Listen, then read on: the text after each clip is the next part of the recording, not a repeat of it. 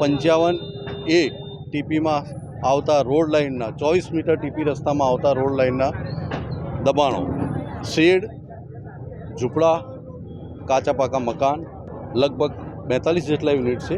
Gorwa police સ્ટેશનનો staff, TP department, TDO ડિપાર્ટમેન્ટના building ઇન્સ્પેક્ટરશ્રી, સર્વેયરશ્રી સાથે રાખી ફાયરની ટીમ, જીબી ટીમ અને દબાણ શાખા દ્વારા તેમના આગેવાનીમાં દૂર કરવાની કાર્યવાહી ચાલુ છે.